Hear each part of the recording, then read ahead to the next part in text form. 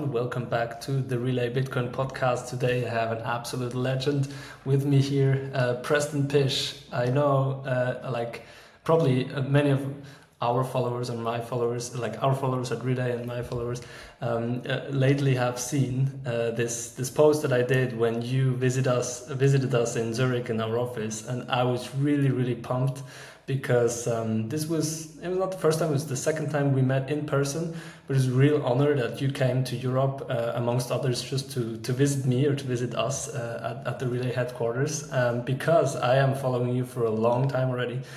Probably when I got into Bitcoin in 2015, I also got into investing more and more. And so from 2016 or 17, I started listening to the TIP Billionaires podcast, where you were the main host there. You were obviously the co-founder of this. And I learned so much. I want to say I learned probably plus 50% of what I now know about investing and finances and stocks and value investing, about all the knowledge from Warren Buffett and like all these big legendary investors that you guys have interviewed there from this podcast. So it's one of the most valuable podcasts, and I still do listen to it. Now you're not involved that much anymore. Well, you now have your section about Bitcoin, which is also super interesting, of course. And so, yeah, I couldn't have believed when I started listening to, I couldn't have imagined when I started listening to the podcast that we would end up kind of collaborating because you are now with, awesome. That's so cool, because you're now with EGF Capital, right? Which is a Bitcoin-only venture capital firm that has led our last round. So perfect match, of course. We are all about Bitcoin-only and making it easy for people to buy Bitcoin in Europe. And you guys are about backing the most ambitious and most successful startups in the Bitcoin space. And so you happen to be an LP there and the GP and everything. And so now, I'm really happy that we will be working together for a couple of more years, I guess. Welcome to the show. And maybe you can start with kind of have a quick introduction, maybe on how you got into Bitcoin in the first place and Bitcoin venture investing, because it's a big, it's not value investing, right? So you were all about value investing, and now you're into venture investing. How did that came about? Well, first of all, it was a pleasure meeting you in Zurich. That was my first time in Switzerland ever, which was just last month, I think it was. But yeah, thank you for that kind introduction. And it's weird to me that anybody was ever listening to me in those early days, because I was just doing it out of like the corner of my house and just kind of doing it for my own amusement and learning pleasure more than anything, Julian. Okay, so the journey to Bitcoin as a value investor, it was really, I've told this story on a couple different shows, so I guess I'll make it short, but part of doing this Warren Buffett style of investing is it's all about economic calculation. You're like trying to figure out what you think a business is worth. You're comparing that to what kind of return profile you think you can get for a company that has a similar risk profile. And I think that's a important highlight. And when you do this math and you kind of figure out the valuation, you're saying, oh, okay, I think that this thing on an IRR basis could do maybe 10%, and everything else on the market's 8% or 7% that has a similar risk profile. So of course you're going to go with the one that gives you the higher return. And that's pretty much like the process. Where it started getting tricky for me is when I was looking around the world and I was seeing what was happening after 2008, 2009 with quantitative easing.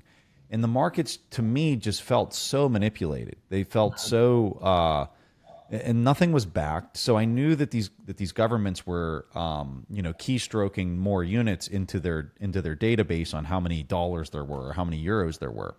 And the thing that I really struggled with in those early days was, well, if the U.S. adds 10% more of their money supply, then the euro is going to bid, the yen's going to bid, all these other currencies around the world are going to bid relative to the dollar, but then they're incentivized to go and debase their currency to basically suck dollars into their local jurisdiction. And it was like this game that just, as you're inside of this tank of debasement, global debasement, it doesn't feel like you're being debased, because as you compare it to the euro and then they respond in kind, it almost seems like nothing moves.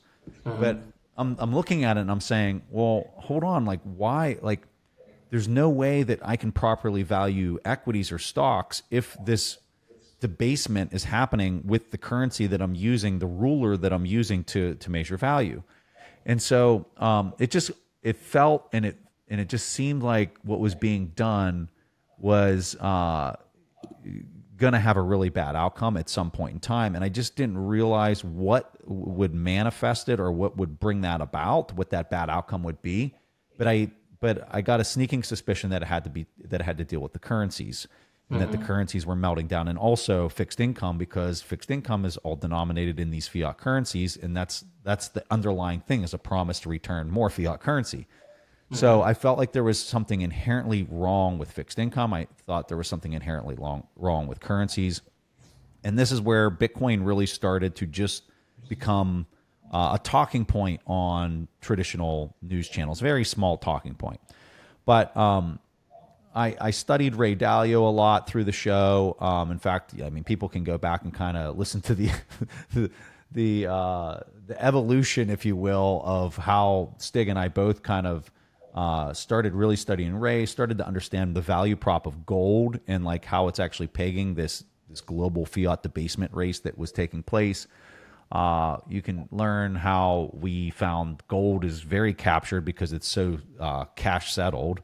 And so from on the derivatives market, gold's really hard to move around and is in mostly the control of central banks.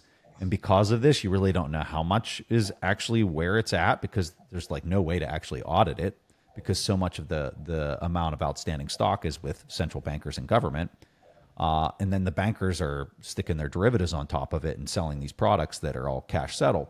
So they're able to really kind of mask this game.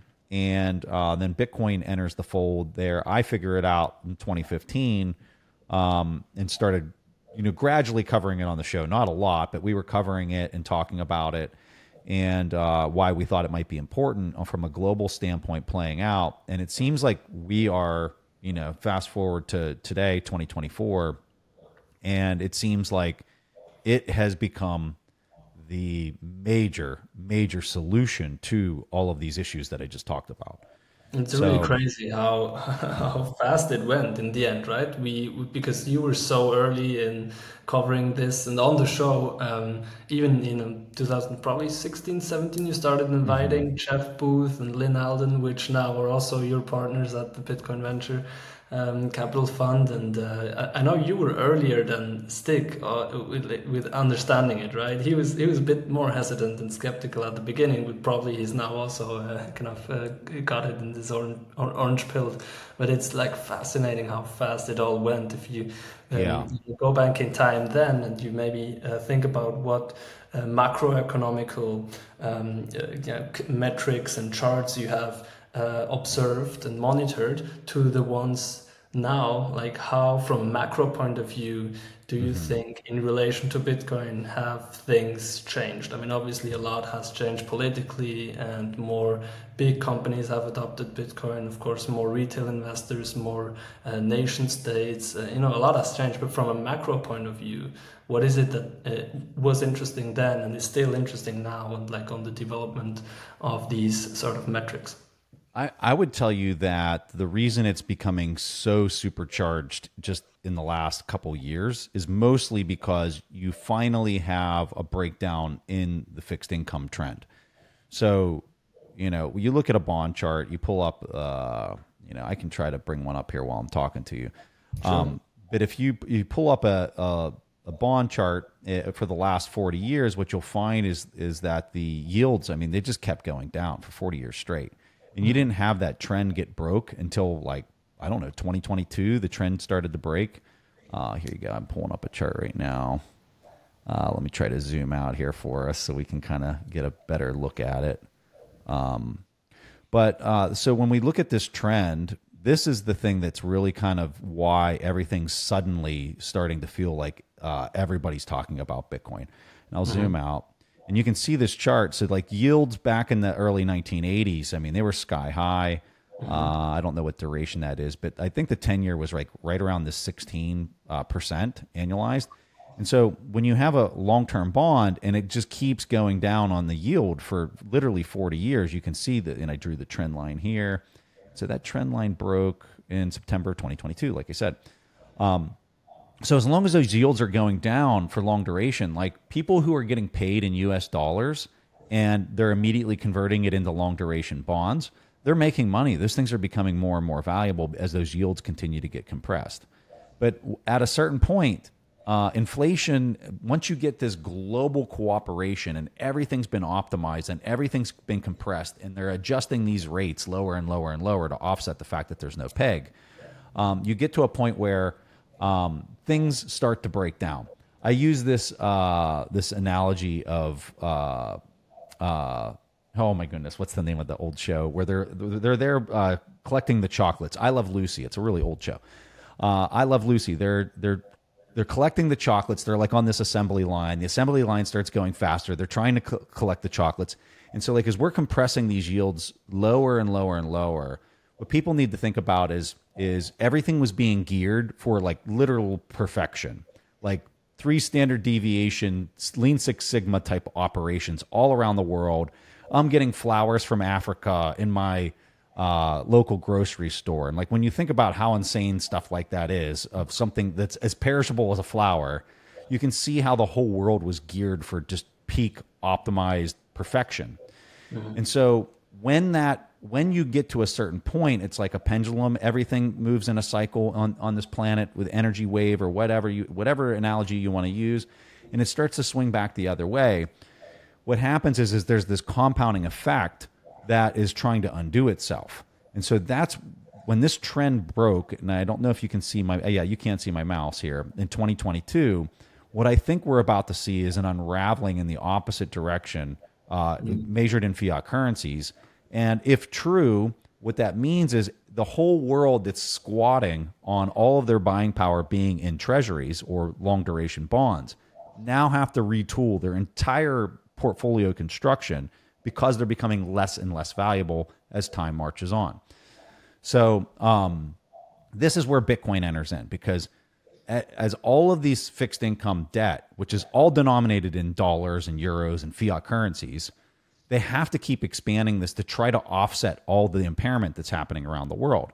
And as they do that, you're looking at this other thing, Bitcoin, which has a terminal amount of 21 million coins, and there's nobody that can step in and expand the number of units there. More important, well, not more importantly, but also what makes it so important is it's not captured like gold.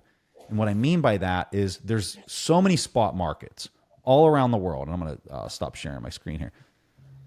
There's so many spot markets all around the world. I mean, heck, look at you guys, right? If somebody wants to buy Bitcoin and take custody of it right over a communication line, they can do it.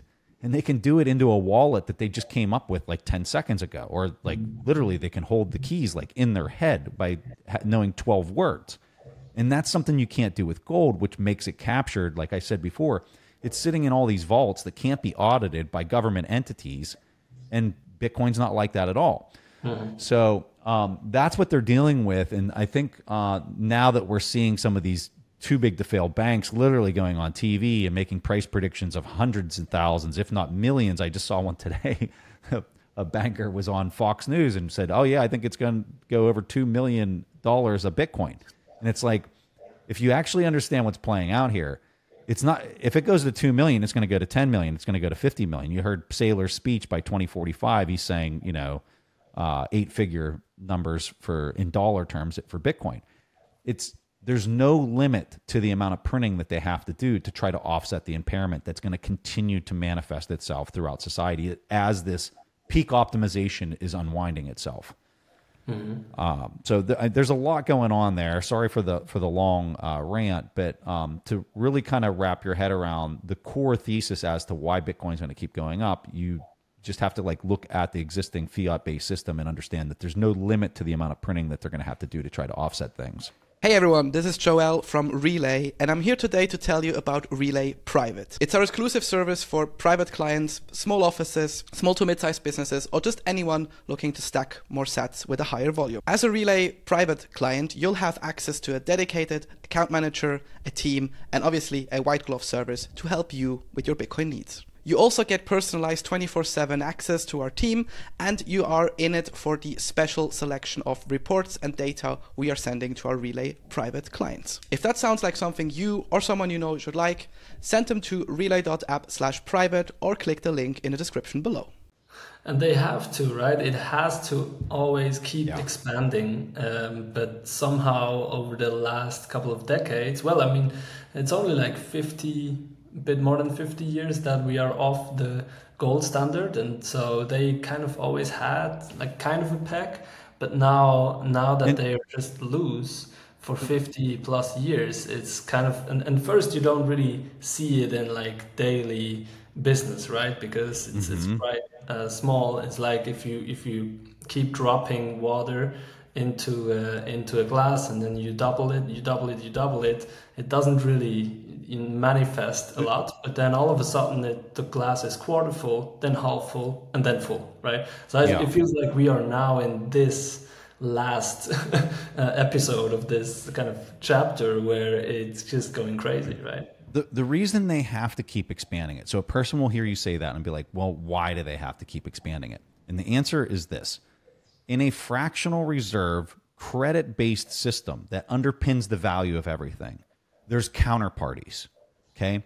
So when you have debt, like you and I come to an agreement that I owe you $10 for dinner last night, and it's probably way more than that, especially in Switzerland, it's way more than $10. But let's just use that as an example. When we create that promise that I'm going to pay you back $10 within the next 5 days, we just created money according to this fractional reserve system, okay, that you can then take that $10 and you can then trade that to somebody else, okay? So you could go to one of your friends and say, Preston owes me $10 within the next 5 days, so I'm going to write down on a piece of paper that Preston can just pay you instead of me, and he's going to pay you this much, right? And so like what you can see is the financialization of a promise, okay? And what you're doing is you're creating more and more counterparty. This is how the whole system works, whether people want to believe this or not. This is how this system works. We're papering over a payment that has to be settled in the future for baseline money, okay, or baseline dollars. And if you even go to that, it's wonky because there's still promises, like even at the base layer of this, Ponzi scheme of a system we're operating inside of. Okay, but the core point is there's counterparties. When one counterparty can't deliver, so if I come to you and I say, hey, Julian, I can't pay you the $10, I just don't have it. Now what happens is you get into basically negotiation mode. You're like, well, I still want the $10. I say, I won't have it for another 20 days, okay? So now we're re-engineering the lies, the promises that I can't deliver, so that you become more accommodative because you still want the money.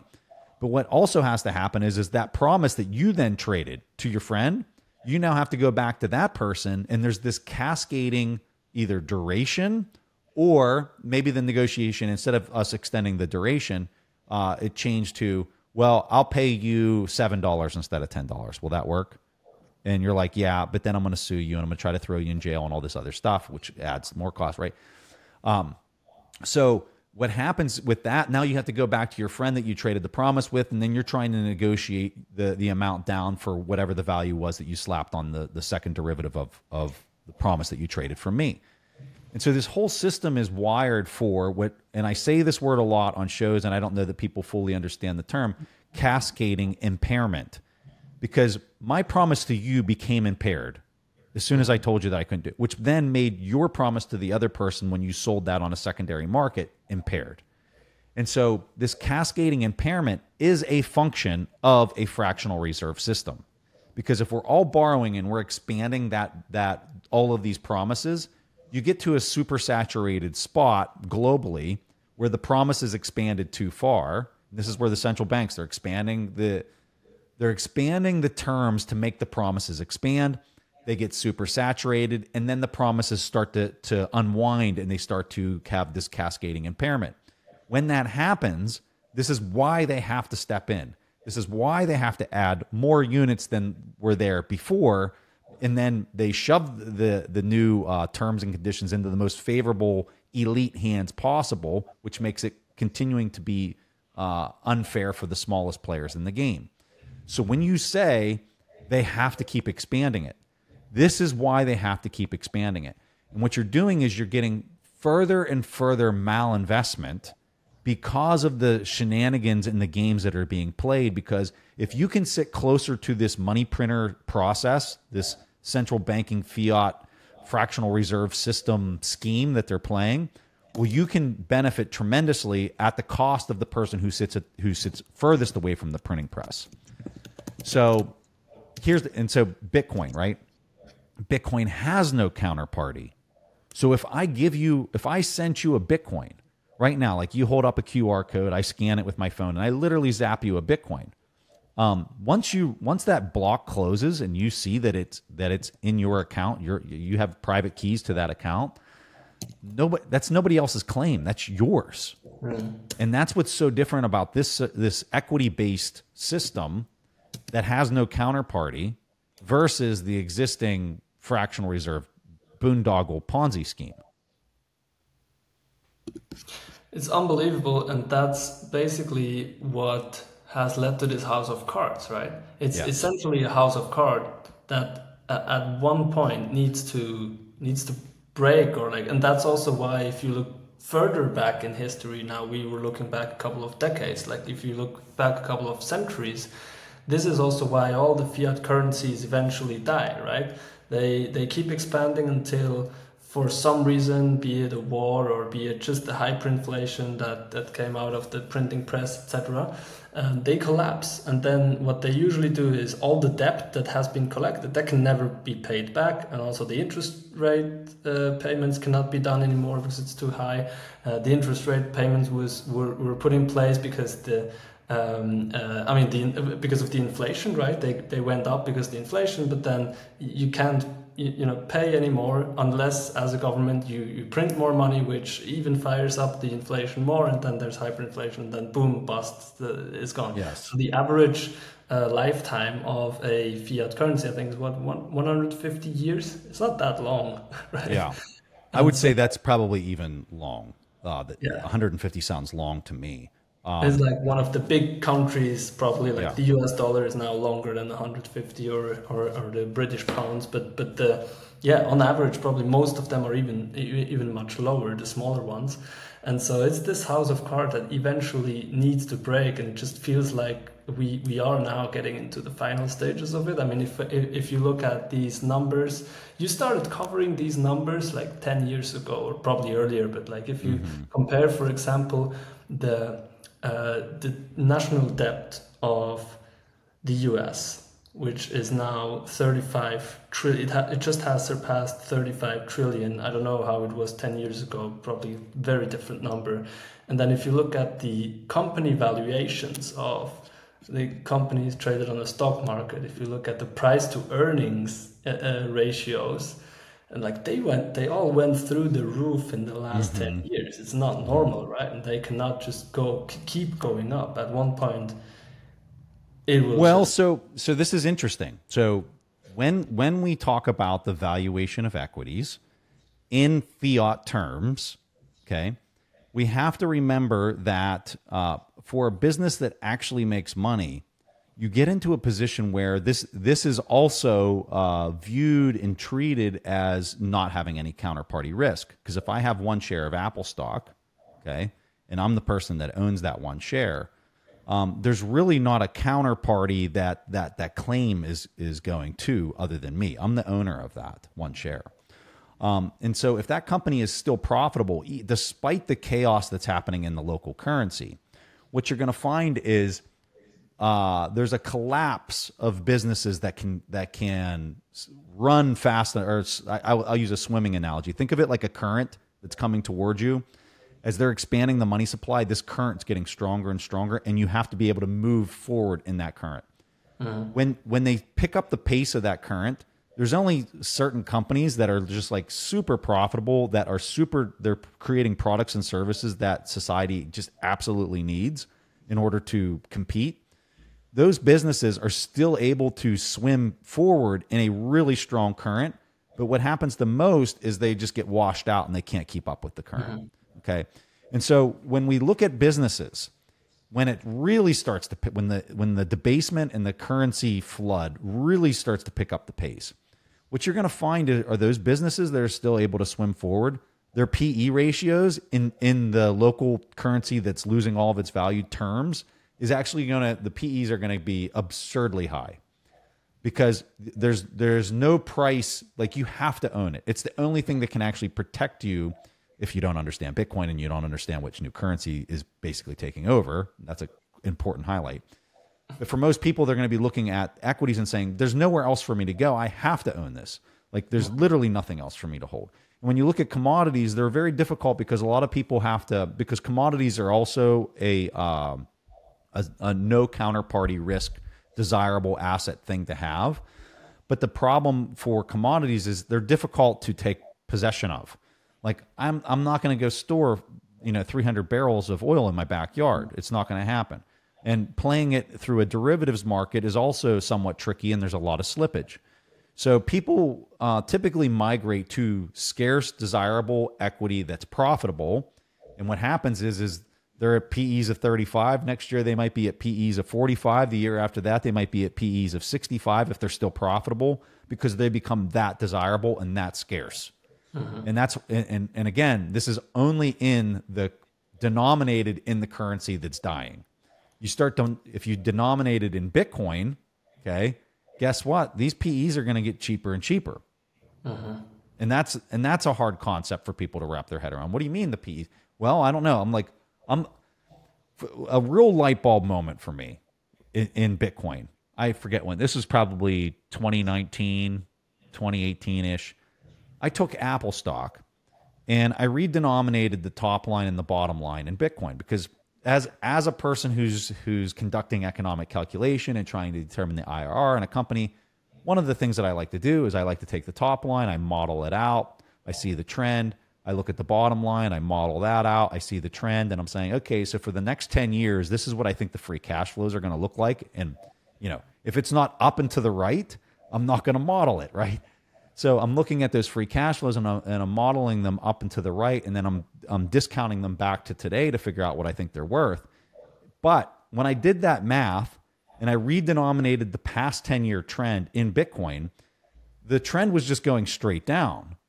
And I'm saying, hold on a second. So the profits of this company are just going to keep going down for the next 10 years in Bitcoin terms? I don't even want to model it. I don't even want to do the economic calculation. Because why would I model something that's just going down in value when I could just buy the currency that I'm modeling it in, if I really do believe that that's what it's going, that it's all going to migrate to?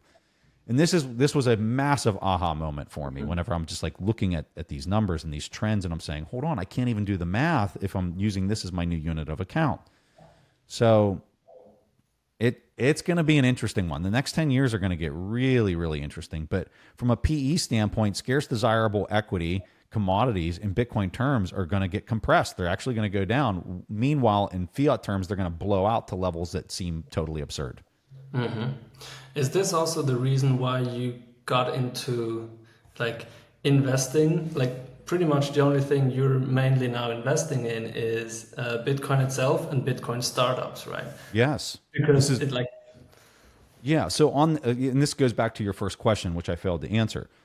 So when I'm looking at where can I spend my time that is value accretive, it's definitely Bitcoin. And then it's any business or infrastructure that's being built to further it along, because these businesses like yours, once they become profitable, how are those founders going to think about this economic calculation? They're going to think about it in terms of, well, as soon as I turn a profit, I want to start saving that. They got two choices. I can save it in Bitcoin with an IRR of about, I don't know, I would say 50% annualized, somewhere in that ballpark. Okay. I can just buy Bitcoin and stick it on my balance sheet, similar to like what you do with a marketable security in traditional, any type of traditional equity business. Or I can take that profit and I can invest in some type of operational asset that's going to compound faster than 50% annualized. That's the choice. The hurdle rate is Bitcoin, which, we're just throwing out ballpark numbers, 50% annualized. So when I look at that and I look at these founders that are building in this space, a lot of the times they do actually have opportunities to create internal assets that will outpace Bitcoin.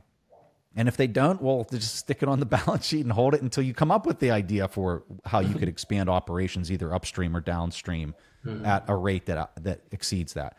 But when I'm looking at this particular space, the dematerialization of traditional finance, boy, who's not excited about that? Right? I know I sure as hell am. Like, there's nothing more exciting to me than watching like Wall Street get re-engineered and re-incentivized into a way that's constructive as opposed to parasitic.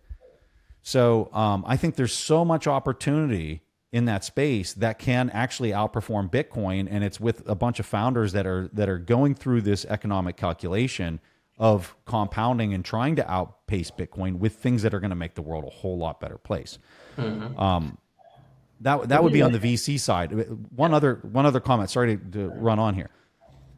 Earlier this year, January, there was unique opportunities in the market with even large cap companies, and I'm talking about MicroStrategy.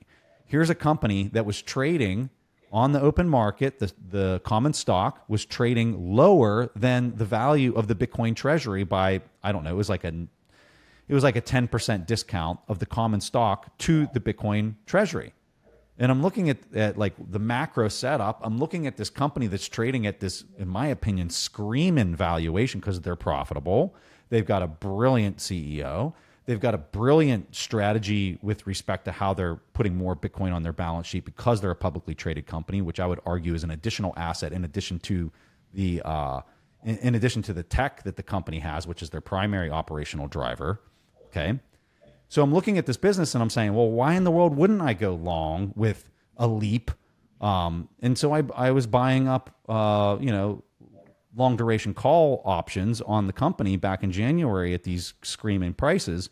And so I'm still playing a very value investing, even with large cap companies, if the price is right. Like, I'm not buying it right now. Are you kidding me? I'm just squatting on my shares. I'm not buying more of that when I can just buy Bitcoin, which is way below the value right now. Yeah. But these are the things that, am I still a value investor? Sure. I guess the naming convention of a value investor for me is limited in scope and what most people view a value investor as. I'm just looking at it as, where are we going in the world? What's getting re-engineered? What's getting rewired? And how is that incentive structure changing? And then let me just position myself in the most, hopefully intelligent way possible to take advantage of that and contribute to that change that I think is better for the world. Mm-hmm. And one of the, it's super fascinating, like how you say how the financial world will be re-engineered in the next 10 years. And one of the big things that I've learned also from Michael Saylor is what is going to change is this unit of account for capital. So there will be still, fiat currencies like the US dollar and the euro, but this is now the unit of account for capital or gold, but it will be Bitcoin. Like, if you have more Bitcoin in your private portfolio, if you own more Bitcoin as a company on your balance sheet, like, that's what is being counted as your kind of net asset value. That's your capital, right? Yes. And if everything is getting repriced, if all the stocks are getting repriced, the debt is getting repriced, everything is getting repriced to Bitcoin, then this is going to be a huge roller coaster, right? Like, how do you see this playing out in the next 10 years, and what are the major drivers? I mean, now we see nation adoption, company adoption, political adoption, with pretty much all the three candidates that are now running for president in the United States have a pro stance on Bitcoin. Like, how could this was unimaginable a couple of years ago or even 1 year ago. And now the ETFs are really like gaining traction at massive rate. It was the most successful ETF, launch in history, or like in the last 40 years that ETFs even exist. Now, also this morning I read that Morgan Stanley is the first major bank that starts actually selling these ETFs. They haven't been sold yet. It is only early adopters that have bought some, Bitcoin ETF for their portfolios. They haven't even been distributed by the big banks. This is only going to start happening in the next couple of months, or probably 1 or 2 years from now. Like, yeah, you don't even have financialization that's happened on top of these ETFs yet. So what I mean by that, like I told you, I bought a long duration call option on MicroStrategy, which is like MicroStrategy in itself is like a levered play. If you can get it at the right price, is a levered play on Bitcoin, and then doing a derivative on top of MicroStrategy is like a double levered play on top of Bitcoin, right? So like, you might want to put your big boy pants on if you're trying to do some of this stuff. And I don't recommend any of this stuff to anybody out there. Maybe I'm going to get my face ripped off. I don't know. But the point is, when you're looking at ETFs, like these things just launched, a lot of these major brokerage houses need at least 6 months to watch it trade on the public markets before they'll even entertain it for their customer base, let alone the putting call options and shorts and everything else on top of it, which only reinforces the liquidity of these markets. You're talking about the next to treasuries, and maybe even more so now, because I don't even know that they can't even issue long duration treasuries anymore. If you've noticed, it's all like short duration paper, and that's for a reason, because if they did some 30-year bond, like there'd be like no bid whatsoever. So like, people say, oh, it's the most liquid market. Well, what duration are we talking about, first of all? And how much more are you going to put on the market? And we'll actually see how liquid it is. But to my point, this is getting really interesting with respect to it becoming literally the number one asset in the world for collateral. Truly, it's becoming the number one asset, and for good reason, because there's no counterparty risk at the base, and the base can't be manipulated, which is so different than anything that exists in the world right now. And it's totally saleable, like instantly.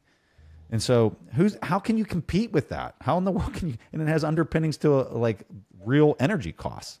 So good luck for anybody that's a naysayer.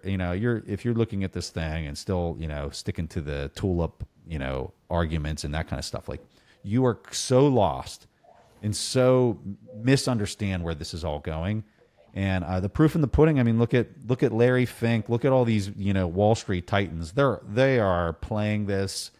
They are so in on this game, and they have definitely figured out where this is all moving. And if you're in denial of that, like I don't know what to tell you. Do you think Trump, which is probably now the candidate has best chances to become the next US president, and he is now becoming more vocal about Bitcoin, that's for sure, which is already in itself a good thing. But do you think he's one of the guys that like really got it? Because RFK clearly got it. Like he RFK clearly gets it. I mean, Larry Fink, I think as well. Well, you never. I think he got it. I don't really know if he's convinced or if he just gets it to a degree that he can sell it very well and make profit out of that. That I'm not sure. But like with Trump, I'm not sure if he really got it or if he just has good advisors that got it. Yeah, I think I don't know, but my guess would be Trump is a social. He picks up on social trends. Like I would say that's a thing that he has. Is he's just looking across. He can see it's politically popular, and he knows he's looking at it from a number standpoint of like how many votes can I get to get elected, and I think that he's very attracted to it for that reason. Yeah. Whether he understands like why Bitcoin's important and what it actually means, I have no clue. Based on RFK's speech, it sure seems like he deeply understands it. The interview that he did with Natalie Burnell, I think puts on a showcase of like his real knowledge of Bitcoin. He owns Bitcoin. So I think he deeply actually understands it. I haven't seen anything out of Trump that demonstrates that he deeply understands it, like, at all. So, but that doesn't mean he doesn't. I don't know. I don't know. Right. And also maybe it doesn't matter for the Bitcoin adoption No. because as you say, it basically now if you want to become elected US president, if you look at your voters and like 15% of the US population owns Bitcoin, and for most of them it's an important thing that it goes up and basically it gets the regulatory framework it deserves, etc. So they have a strong interest, and they actually in the end it's a single issue voting thing where even people that don't like Trump, maybe for other reasons, if he's very positive on Bitcoin, they will vote for him. So in the end, it's just game theory that is playing out, right? With Bitcoin, where as a politician you can't even win if you don't have a positive stance on Bitcoin, because you will have these 15% against you, and there's no way you can win against someone else that is positively vocal about Bitcoins. That's super interesting. Yeah. How do you see this playing out maybe in other areas, not politically, but in terms of debt? And right now we said before 35 trillion. This is the record.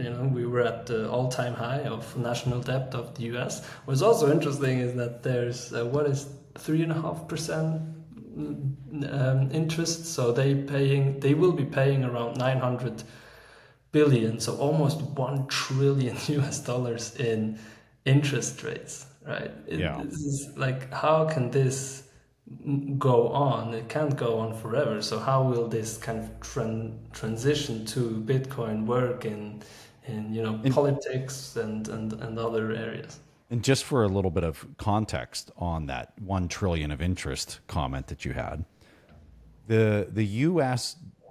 Department of Defense spends about $900 billion annually. Think about the physical stuff the service of individuals, the Pentagon, the whole. If people had any clue how big the Department of Defense is, it would melt your brain. All the weapons, all the weapons, all the hardware, the sustainment of all this, the development, the R&D of like all these jets and everything, right? 900 billion a year, which the number you just said was higher than that number. And what you're getting for that is this. You're getting nothing, right? You're just able to pay off the people that are lending you their money through buying the bonds and the debt. So when we talk about these higher interest rates, I mean, look at Tether, a perfect example. They came out with their report like 2 days ago. For the quarter, I think this is the right number, 1.3 billion, or was it 1.4 billion in profit. They have 100 employees.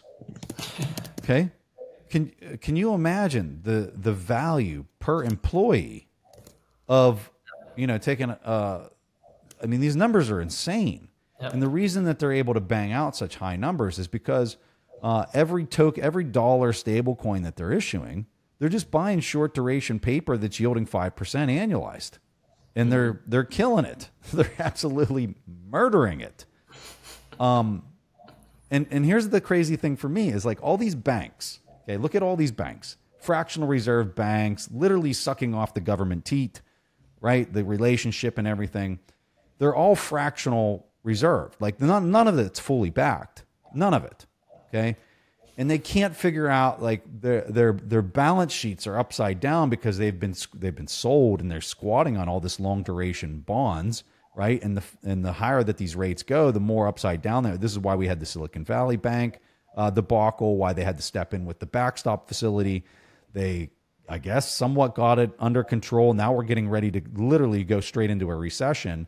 And they're going to have to print like crazy, which is only going to like the knockoff effect of that 2 years from now is you're gonna watch inflation rip to levels that are uncontrolled, way beyond like what we're seeing right now, like unimaginable.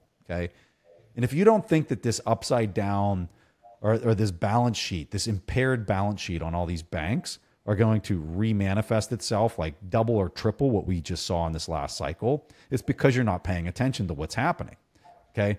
But the irony of all, like why I'm saying all this You have a bank, you have basically a stable coin issuer that's turning into a Bitcoin bank because of all the retained earnings that they're making, 1.3 billion per quarter at the 5% yield. I can only imagine if it went to 7 or 8, like they're doubling these numbers quickly.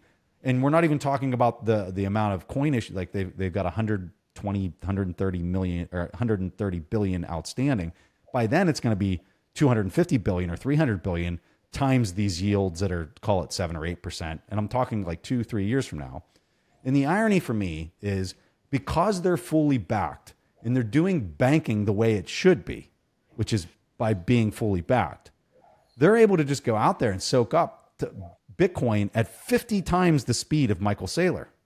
Which they are doing already now. They're buying. Which they're doing right now. And by the time that like all of this comes, like the scenario that I just described, which I would call the 2026 scenario, it's going to be 150 times out of Saylor by this entity with 100 people, because they're fully reserved and they're actually not fractional reserved like traditional legacy banking. So I find it so funny that you're watching these clowns from the legacy system, and they're begging for somebody to bail them out.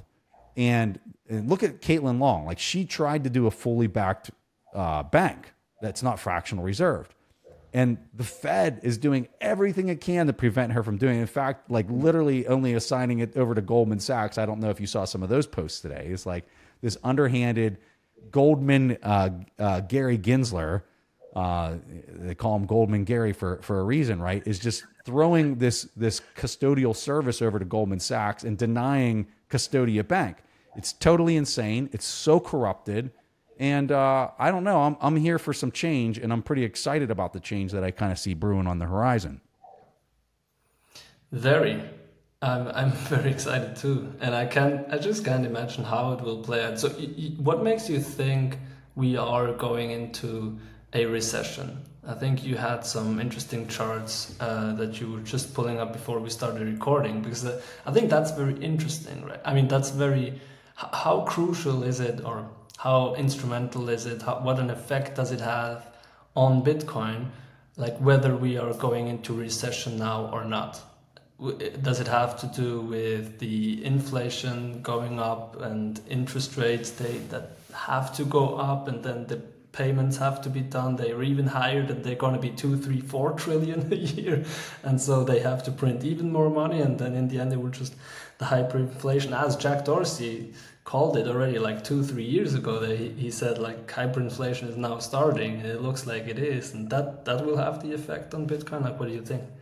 So before you look at the chart or read this is how I would very simply describe this. When they go through liquidity expansion, the central bankers adding liquidity into the system, everybody, like it was as simple as the PPP loans, and like all these people have this money. So what do? They immediately go out, they start spending it like crazy.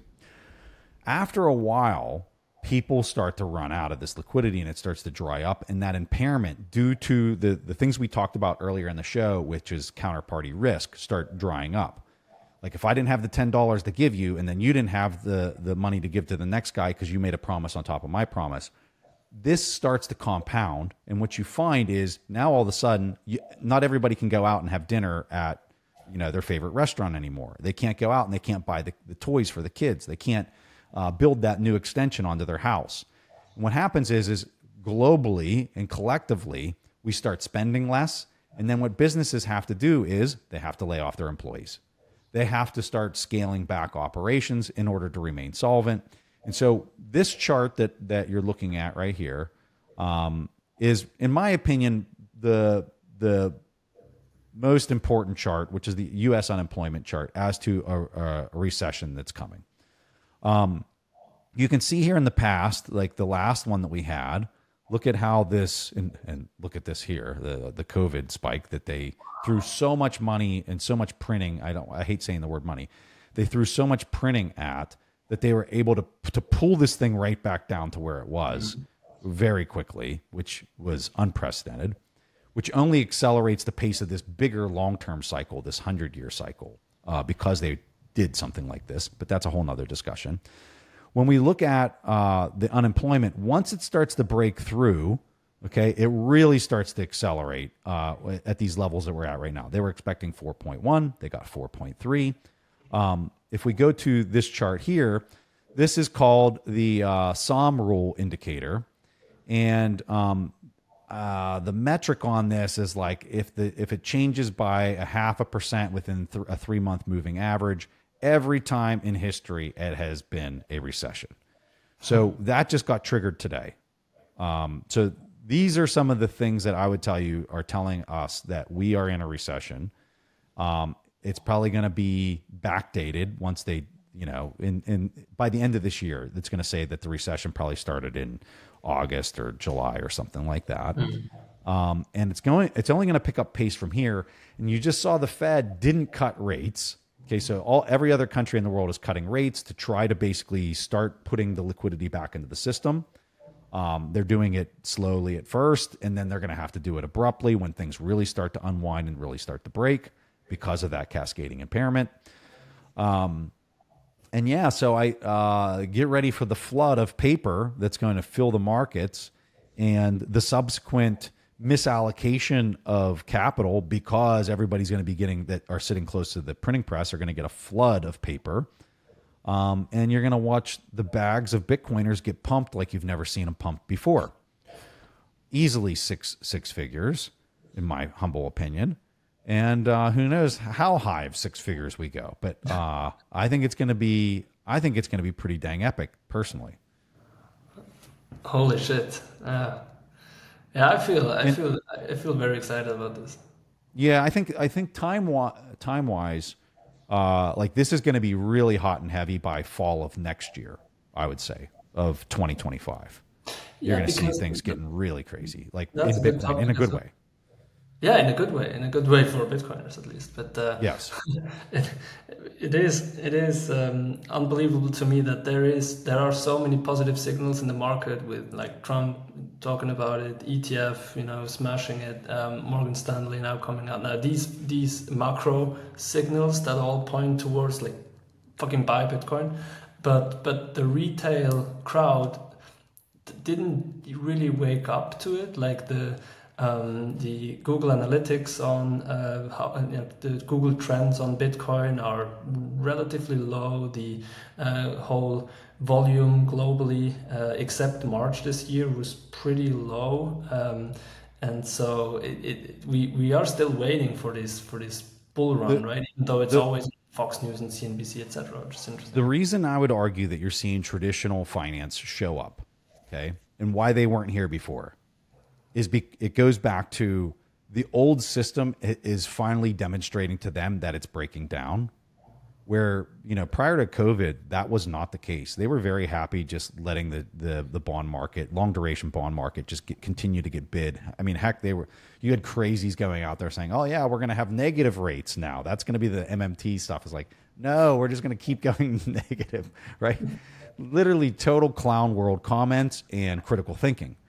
And some of us were actually out there saying, no, you're off your rocker. Like this is the point where everything changes.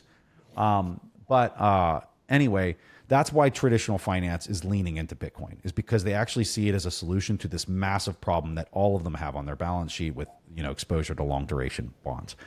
And I think that as this continues to unwind, like in the coming 2 years, it's only going to reinforce the magnitude that they step into this. And I think it's going to be, you think they're stepping into it now, like in a year from now, it's going to be unimaginable, unfreaking imaginable how much they're stepping into it, because of how bad, not because they deeply understand it. It's more because they actually deeply understand how broke the old system is, that they're just looking for a life raft is why I think a lot of them are showing up.